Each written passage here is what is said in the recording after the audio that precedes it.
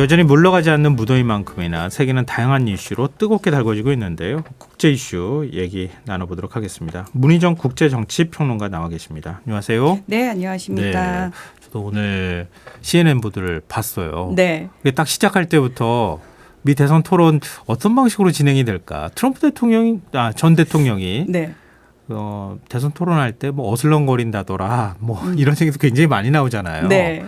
그런 태도가 나오나 궁금해가지고 저도 실시간으로 좀 보다가 다 끝까지는 보지 못했고. 아니 평론가님은 그러면 트럼프 전 대통령이 훨씬 궁금하셨어요? 아니면 해리스 부통령이 어떻게 양쪽 다 토론할지? 궁금했어요. 네. 근데 봤는데 네. 트럼프 전 대통령은 앞만 보고 계속 얘기를 하는 것 같고 네.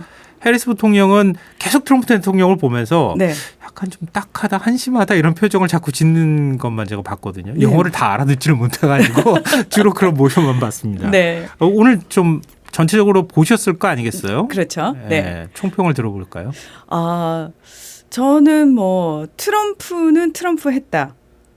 그게 무슨 얘기입니까? 우리가 사실 트럼프 전 대통령에게 진실을 기대하거나 정확한 수치를 기대하거나 또는 굉장히 이성적이고 합리적인 정책 이야기를 기대하진 않잖아요. 네. 그러니까 트럼프 전 대통령 하면 떠오르는 이미지가 일단 막말에다가 본인 주장 그게 틀렸든 어쨌든 상관없이 계속 주장을 합니다. 네. 심지어 음모론까지 이야기를 하거든요. 상대가 무슨 얘기를 하든 아랑곳하지 않고 본인 얘기를 계속하고 누가 끼어들려고 하거나 본인한테 조금이라도 뭐 반대 의견을 표출하려고 그러면 그거 제지하면서까지 본인 이야기를 하는 스타일이거든요. 네. 이번 토론에서 그 모습이 그대로 나왔다고 보시면 되고요. 사실은 해리스 부통령은 오히려 토론 전부터 저는 그전 바이든 대통령만 뛰어넘으면 되는 상황이었기 때문에 훨씬 유리한 상황이었어요. 예. 제가 봤을 때는. 예. 그리고 제가 누가 더 궁금했냐고 여쭤봤던 이유가 뭐냐면은 미국인들은 이미 트럼프 전 대통령이 토론하는 걸 굉장히 여러 번 봤어요. 이번이 7번째예요. 그렇죠. 뭐 물론 상대는 계속 바뀌었지만 예. 근데 해리스 부통령이 과연 돌발 질문에 어떻게 대답을 하는지 예. 토론을 어떻게 하는지는 한 번도 확인한 적이 없거든요. 미국인들 입장에서는. 예. 그래서 대다수 미국인들은 어쨌든 바이든 대통령에서 후보가 갑자기 바뀐 거고 네. 경선을 통한 것이 아니기 때문에 해리스 부통령이라는 건 알지만 이 사람이 어떤 사람인지를 모르는 상황에서 모든 게 베일에 쌓여 있는데 처음으로 토론에 나온단 말이죠. 그래서 네. 미국인들은 굉장히 해리스를 궁금해하는 상황에서 바이든 대통령이 지난 6월 토론을 완전 망쳐서 이제 후보에서 사퇴까지 하게 됐기 네. 때문에 예. 그 이상만 해주면 되는 거였거든요. 그 네. 이상은 뭐 충분히 가능한 거였고 그래서 오늘 해리스 부통령이 선전했다, 이겼다라는 얘기가 많이 나온 것도 미국 언론에서요. 그렇습니다. 네. 그 이유가 저는 딴 거보다는 지금 이 토론 자체보다는 바이든과 트럼프의 토론을 기억하는 사람들에게 있어서 와 바이든보다 훨씬 나은데? 라는 느낌을 주기에 충분했다는 거죠. 저는 사실 좀 부러운 측면이 있었던 게요. 네. 그러니까 물론 ABC 방송에서 토론을 주관을 했는데 그걸 또 받아가지고 CNN이 보도하는 걸 좀 봤는데요. 그렇죠. CNN 홈페이지에 들어가서 보니까 실시간으로 팩트 체크를 하고 있더라고요. 네, 맞아요. 네. 트럼프 대통령이 숫자 얘기하면은 그 숫자 틀렸어. 그리고 거기 밑에다가 팩트 체크를 한 부분들을 올려놓고 있더라고요. 네. 근데 우리는 왜 안 하지? 이런 생각을 좀 했어요. 이번 토론회의 좀 독특한 부분이 뭐였냐면은 네. 원래 그 팩트 체크는 상대 후보가 하는 관례였거든요. 관례상. 예. 근데 이번에는 ABC 그 토론 진행하는 진행자 2명이 예. 실시간으로 트럼프 대통령의 발언을 팩트 체크를 하기도 했어요. 네, 이건 거짓말이야. 뭐 이렇게 네, 하더라고요. 대놓고. 그래서 네. 트럼프 전 대통령이 굉장히 화를 내고 그래요? 네. 내가 3대 1로 싸웠어. 그렇지만 난 선전했고 잘했어. 라고 이야기를 하고 있는 거죠. 근데 사실은 뭐 모든 토론회가 그렇지만 네. 지지하려고 하는 사람의 마음은 잘 못 바꾸잖아요. 그렇죠. 그래서 이게 사실 어느 정도 영향을 미칠지는 좀 봐야 될 것 같은데 그렇죠. 일단 토론 내용도 좀 궁금해요. 해리스 후보는 낙태권 그리고 트럼프 후보는 이민자와 인플레이션 문제. 네. 이 부분에 대해서 어떤 입장을 밝혔습니까? 기존의 입장에서 크게 달라진 부분들이 없습니다. 뭐 낙태권과 관련해 가지고는 이미 해리스가 선점하고 있는 부분이고 트럼프가 좀 이제 낙태권을 보수 우위의 대법원이 사실은 여성들의 임신 중지 권한을 금지시키는 상황으로 갔기 때문에 네. 이것 자체가 늘 뭐 미국 대선에서 이슈가 되는 부분이긴 합니다만 해리스 부통령은 여성의 입장이기도 하고 그래서 이 부분과 관련해서 많은 여성들의 입장에 서는 상황이었고 트럼프 전 대통령은 살짝 모호하게 얘기를 했어요. 이거는 뭐 드디어 각 주별로 결정할 수 있게 됐어. 이게 오늘 훨씬 나은 거 아니야? 네. 이 주 정부의 어떤 운영의 묘를 넓혀주는 거니까라는 식으로 얘기를 했는데 그러면 만약에 전국적으로 이 낙태 금지를 하는 걸 법안이 넘으면 너 서명할 거야라고 얘기를 하니까 트럼프 대통령이 살짝 비껴가거든요. 그럼 굉장히 능수능란하게 한 예, 거네요. 그렇습니다. 그리고 트럼프 전 대통령 같은 경우에는 해리스 부통령에 대해서 많은 사람들이 아직 믿지 못하고 있는, 그러니까 의심하는 부분이 뭐냐면 일단 해리스 대통령 자체가 백인이 아니잖아요. 미국인은 예. 아직도 백인의 비율이 훨씬 높잖아요. 특히 이제 백인 남성들의 절대적인 지지를 받고 있는 트럼프 전 대통령 입장에서는 이민자 문제를 가지고 굉장히 공격을 할 수밖에 없고 예. 그리고 또 하나가 해리스가 되면은 그 해리스가 상대해야 되는 사람들이 푸틴, 시진핑, 김정은이야. 상대할 수 있겠어? 네네. 얘는 못해. 난 할 수 있어. 난 네. 해봤거든. 예. 그러니까 이제 해리스가 거기에 대한 대비도 하고 나왔거든요. 미리 이제 트럼프 대여까지 만들어가지고 엄청나게 연습을 하고 나왔기 때문에 그거 당연히 나올 줄 알고 뭐라고 얘기를 했냐면 네. 그래 너 점심으로 잡아먹히고 있더라 그들한테 이런 식으로 그러니까 너를 정말 무서워해서 두려워해서 그러는 것이 아니라 오히려 뒤에서 너를 비웃고 있다. 그런 식으로 이야기를 하거든요. 그리고 그러니까 트럼프는 해리스가 사실 바이든 행정부와 바이든과 한 몸이라는 걸 계속 강조를 합니다. 바이든 네네. 무능했죠, 여러분. 예. 전쟁 2개 지금 질질 끌고 있는데 미국인들 고통스럽죠. 인플레이션 때문에 힘들죠. 그거 다 누가 했죠? 바이든 실책입니다. 거기 한 몸이 누구죠? 해리스입니다. 그 얘기를 계속 하고 있는 거죠. 우리보다는 토론이 훨씬 자유로워 보여서 그렇죠. 우리도 저런 토론 해보면 어떨까 이런 생각도 좀 해봤는데요. 네.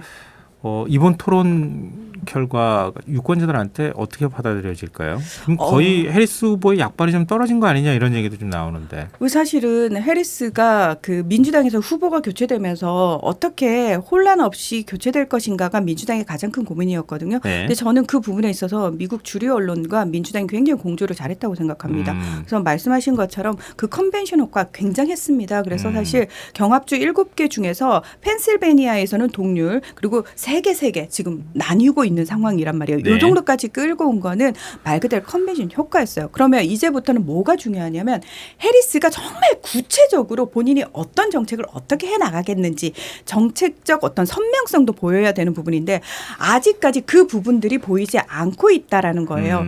심지어 표를 의식해가지고 본인이 이전에 했던 말을 뒤집는 상황도 지금 나오고 있거든요. 그래서 네. 이것 자체가 컨벤션 열기를 소멸시키는 것뿐만 아니라 지금 민주당 캠프가 하고 있는 캠페인 자체를 굉장히 신뢰성을 떨어뜨리는 일이다라는 얘기가 나올 정도로 지금부터는 사실은 해리스한테 고난의 길이 시작될 수도 있다라고 이야기를 해요. 근데 토론회에서 어쨌든 해리스란 사람을 처음 봤는데 생각보다 나쁘지 않은데라는 평가가 많잖아요. 네. 자, 여기서 이제 문제가 시작돼요. 자, 해리스 입장에서는 당연히 그럼 토론회 더 합시다. 이렇게 되거든요. 네네. 자, 트럼프가 뭐라고 얘기했냐면 예. 잘 모르겠어. 더 할 필요는 없는 것 같아라고 얘기를 한 그래요? 거예요. 왜냐하면 그 이전까지만 해도 트럼프가 저기 9월 중에 우리 토론회 한 2번 더 합시다 하니까 민주당 측에서 오히려 아니 10월쯤에 한번 할까 그것만 고민해 볼게라고 얘기를 했는데 입장이 바뀌었단 말이죠. 이건 네. 뭐냐면 해리스 민주당 측은 토론회가 해리스를 알려내는데 굉장한 효과가 있었다라고 판단을 했지만 트럼프 입장에서는 난 이미 알려진 사람이고 해리스를 더 이상 광고해주고 더 인지도를 올려주는 이 토론회를 할 필요가 없겠다라는 판단을 내린 것 같습니다. 알겠습니다. 지금 이번 토론회가 직접적으로 어떤 표심에 영향을 줄 것 같아 보이지는 않은데요. 실제로 그렇습니다. 또 우리 또 사실 보도 전문 채널이 거의 실시간으로 그 토론회를 중계하면서 분석할 정도로 우리한테 미국 대선 영향이 뭐 어마어마하니까요. 네. 우리도 앞으로 좀 계속 지켜봐야 될 것 같습니다. 시간이 얘기하다 보니까 그렇게 많이 갔네요. 보니까 자, 이 얘기 좀 해봤으면 좋겠는데 일본 얘기만 오늘 좀 해보죠. 네.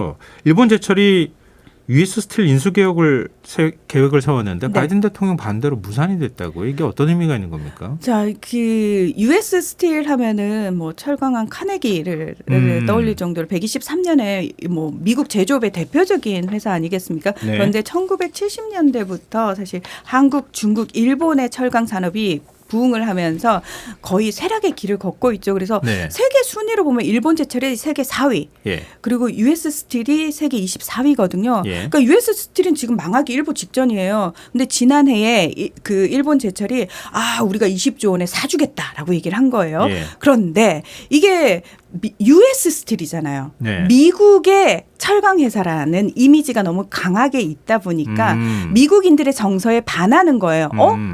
우리 미국 기업이 일본한테 넘어가네? 자존심이 상해서. 그 정서를 딱 건드린 거예요. 하필이면 요 본사가 있는 데가 경합주 중 지금 동률이 나오고 있는 펜실베니아 주고 선거인단 수가 19명으로 가장 많거든요. 예. 그러다 보니까 지금 바이든 대통령과 해리스 부통령도 미국 기업은 미국인이 소유 경영해야 된다라는 입장이고 트럼프 전 대통령도 내가 대통령이 되면 이거 인수 막겠다 이 이야기를 하고 있는 거죠. 사실은 경제적인 어떤 주판화를 튕기기보다는 정치적 이유에 의해서 대선이라는 변수에 의해서 지금 미국이 이 US 스틸의 인수를 반대하고 있는 겁니다. 미일 관계가 아무리 좋다 그래도 이거는 안 되는 거군요. 안 되는 거죠. 네. 미국이 일본이 우리나라 라인 매각하라고 네이버 압박하는 거 봐요. 네. 네. 그리고 일본 자민당 총재 선거가 오는 27일로 다가왔습니다. 네. 이거 어떻게 될 것 같으세요? 지금 일단 최고로 많은 후보인 9명이 출사표를 던졌거든요. 네. 여기서 지금 이제 두각을 나타내고 있는 사람이 고이즈미 주니치로 전 총리의 차남인 고이즈미 신지로 전 환경상 네. 43살 굉장히 젊은 피고요. 네. 그리고 늘 이런 거 하면 1위를 하시는 분이 있습니다. 이시바 시게루 전 자민당 간사장인데요. 지한파라고도 알려져 있죠. 그렇습니다. 네. 이분이 좀 되면 좋을 텐데 이분은 여론조사는 굉장히 항상 높지만 네.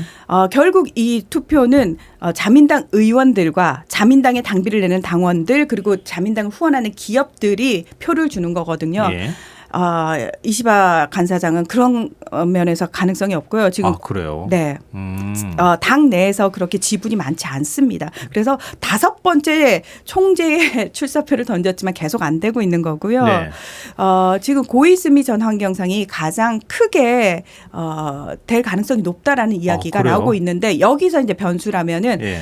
극우 쪽 성향의 후보들이 만약에 단일화를 해가지고 집단적으로 탁 결집을 하게 되면은 고이즈미를 꺾을 수도 있다라는 얘기가 나오는데 고이즈미가 사실 개혁이라는 걸 이야기를 하면서 나왔거든요. 네. 자민당 비자금 스캔들로 기시다 총리 뭐 지지율 떨어지면서 결국 퇴임하게 되는 거니까 예. 저는 그걸로부터 자유로운 사람입니다. 젊은 피 제가 개혁하겠습니다. 이렇게 나오고 있는데 실제로 이 사람은 야스쿠니 신사 참배도 하고 자위대도 그래요? 헌법에 명기하겠다라고 얘기하면서 제가 봤을 때 극우랑 별로 다르지 않습니다.